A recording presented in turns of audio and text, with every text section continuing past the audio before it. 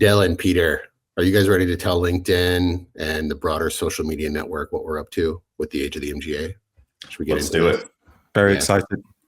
All right. So last year we did a 2-part webinar on building an MGA, different facets of an MGA, and had really good response on it. The three of us are MGA fanatics. Peter coined a term, the age of the MGA is upon us. Last year, just in general, I think the three of us have a lot of people reach out to us about building MGAs, getting connected with capacity investors, operators, pitching their idea to us. And we thought it would be a really good idea to find our friends, people in our network that are building MGAs, deploying risk capital, equity capital, or just connecting the dots with the MGAs, and put a show together. Have a little bit of fun with it, not have it be a very boring insurance podcast. There's plenty of those out there for you guys to go listen to later on. Ours, we want to have a little fun with it. We want to get personal. We want to hear what these people are working on. Most of these people are really hardcore entrepreneurs, and so the MGA is probably their life at this point in time, but they still are doing other things, have families, have personal lives. And so we hope to be able to dig into this a little bit more. Peter, Dylan, what do you guys tell us why you're interested in doing this show as well, and why we think it's important for the community that we're part of?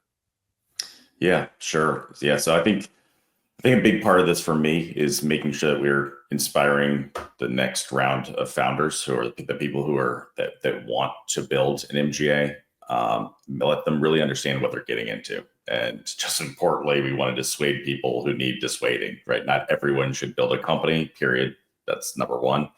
And then number two, what kind of company should they be building? And if the MGA is a good option for them, great. We want them to understand the pitfalls. We need them to understand what it is that they're really getting into. And even if you're an underwriter or producer and have been doing this for years, been in the insurance industry for years, you still, until you actually dig into it and until you do it yourself, you don't know everything that it takes to make it successful. I also know great ways to fail at building an MGA. So I want to make sure that myself and other people who have had the experiences where they've had, failures to launch or failures to really get traction, how do we fix those problems? I want to prevent those problems for as many people as possible. What's that meme? We didn't do this because it's easy. We did it because we thought it would be easy. Exactly. Yeah. Exactly. We can full stop here. If you can stop listening at this point, if you think it's going to be easy to build an MGA. So that's it. Unless you just want to hear us banter and have a good time, then great. Keep on listening. But it's certainly not easy. Yeah, I think we want to get to the heart of a topic, a sector or subsection of the sector that's always in the news. I mean, the MGA market has nearly doubled since 2018. The stats about the growth, about the opportunity are there for everyone to see. What we want to do on this show is really understand the reality of that, the human connection to these founders, their stories, how they're evolving, what lessons we can learn from them, hopefully so that all of you as entrepreneurs or people aspiring to launch your own business out there can take away these snippets of information and these suggestions and these ideas and go out and do it yourselves if that's the right thing to be doing. All of us, Doug, Dylan, myself, are entrepreneurs. We've started our own businesses in the insurance world. We understand some of these challenges. I think most of us have probably got more questions than answers.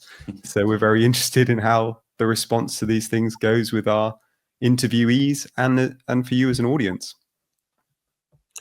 Why don't we, so we have some great guests already lined up. Why don't we talk a little bit about them and just in general, and let's who do we have coming on from a operator investor perspective, and why do we think they're important and interesting to talk to? Yeah, I mean, we've got a really wide variety of guests because we want to tell all sides of the story, right? In terms of people who are providing the money, the investment to these companies, people who are providing capacity, paper to these companies, and those who are on the front lines fighting to grow their company or have already grown their business into something reputable. So we have an incredible spectrum of guests coming on. I've got some personal favorites in there. For me, it's always the founders, the ones who've gone out and gone from 0 to 50 million to 100 million of Brown premium. Getting that first dollar of premium is hard enough. And if the number of challenges you face on that journey are quite impressive and daunting. So their stories for me are what drove me to do this podcast with you guys.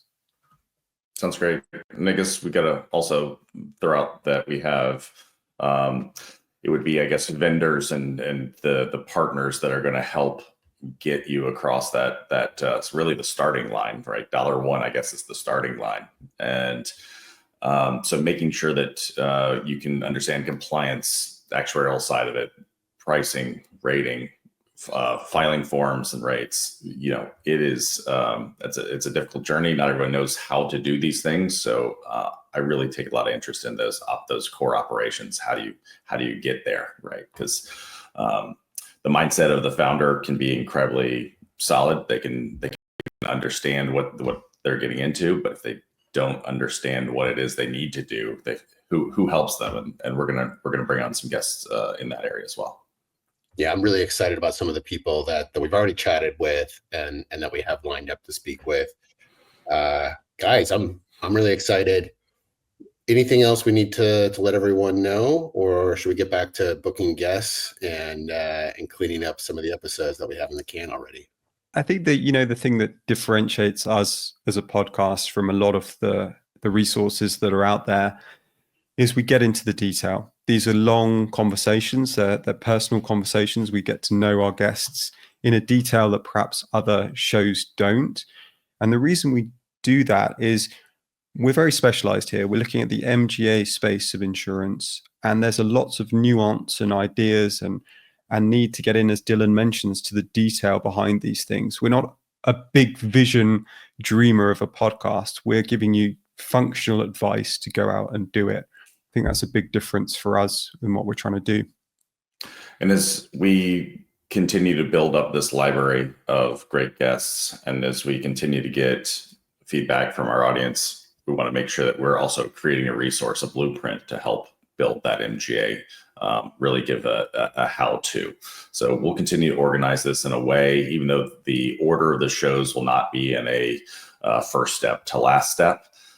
We will continue to order the information so that we can make it very easy for someone to find the areas especially they need. And we'll continue to clip down long format podcasts down into digestible quick clips that have the information you need and get you to the people that you need to take your next step. Yeah, be sure to follow all of us on LinkedIn, follow the Age of the MGA site itself. That's where our primary location, we're going to release all the videos to. Will be available on other formats too, but every release and link will be available there. So be sure to sign up.